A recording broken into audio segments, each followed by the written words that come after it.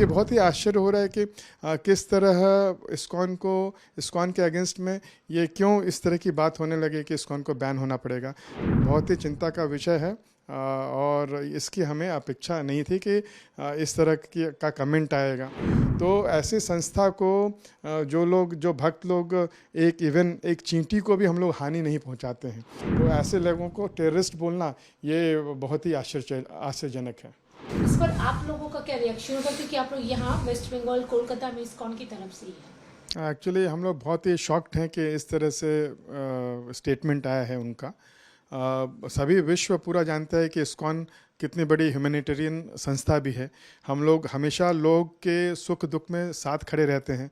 आज तक पूरे विश्व में इस्कॉन ने कम से कम 8 बिलियन फ्री मील्स पूरे विश्व में डिस्ट्रीब्यूट किया है। कोविड हो या कोई वॉर जोन हो या सुनामी हो या बांग्लादेश में कोई प्राकृतिक आपदा हो या कहीं पर भी प्राकृतिक आपदा हो, इस्कॉन हमेशा लोगों के साथ में खड़ा रहता है, उनकी सेवा में रहता है। और हम जानते हैं कि इस्कॉन एक भक्ति मूवमेंट है और इवन जब इस्कॉन प्रोटेस्ट भी करता है तो कीर्तन और खोल करताल के माध्यम से करता है। हमने ये भी देखा कि जो बांग्लादेश में भी जो प्रोटेस्ट हो रहे थे, जो क्योंकि वो इसीलिए प्रोटेस्ट कर रहे थे क्योंकि उनके जान पर बनकर आई थी और उनके सामने में उनको कोई रास्ता नहीं दिख रहा था, इसीलिए लोग रास्ते में निकल रहे थे। लेकिन उनके प्रोटेस्ट करने से और इस्कॉन को बैन करने से मतलब ये बहुत ही आश्चर्य हो रहा है कि किस तरह इस्कॉन के अगेंस्ट में ये क्यों इस तरह की बात होने लगे कि इस्कॉन को बैन होना पड़ेगा। हमने सुना था कि पिछले 1-2 महीने से हम लोग देख रहे थे कि किस तरह कुछ कट्टरपंथी लोग हैं वो इस्कॉन को टेररिस्ट ऑर्गेनाइजेशन बोल रहे हैं और इस्कॉन को बैन करने की मांग कर रहे थे। लेकिन अगर एक अटॉर्नी जनरल ने ऐसा कुछ कहा है तो वो बहुत ही चिंता का विषय है और इसकी हमें अपेक्षा नहीं थी कि इस तरह का कमेंट आएगा। बांग्लादेश में भी जो इस्कॉन है लास्ट 50 से भी अधिक वर्षों से हमेशा वहाँ पर लोगों की सेवा करता है। और जब हम लोग सेवा किसी की भी करते हैं ना तो हम उसकी कोई धर्म देखते हैं कि वो किस धर्म का है या जाति देखते हैं या नेशनैलिटी देखते हैं या ना रंग देखते हैं कि वो श्वेत है कि किस वर्ण का है। तो ऐसी संस्था को जो भक्त लोग एक चींटी को भी हम लोग हानि नहीं पहुंचाते हैं। हम लोग का जो आहार से वाक्य से हम किसी को कष्ट भी नहीं पहुंचाते हैं, किसी भी प्राणी को कष्ट नहीं पहुंचाते हैं।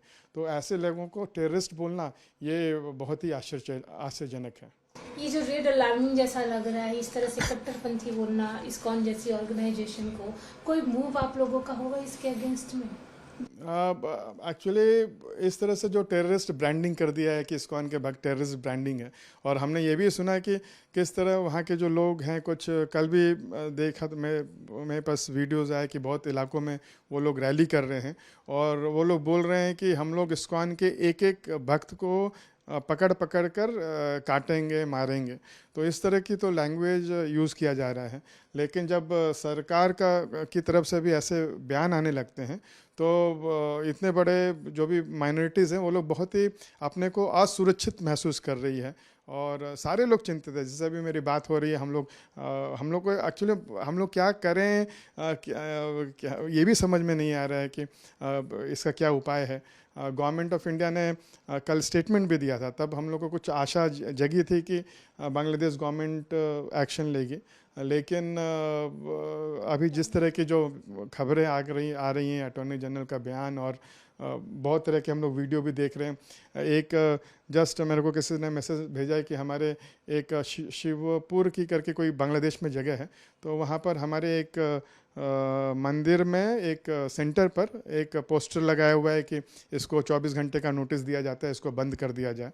तो इस तरह के बातें आ रही हैं सामने और जो लोग हैं उनका उत्साह बढ़ते जा रहा है क्योंकि सरकार इन लोगों के खिलाफ एक्शन ना लेने की जगह इस्कॉन को ही वो लोग दोषी बनाने के और कटघरे में खड़ा करने का प्रयास कर रहे हैं।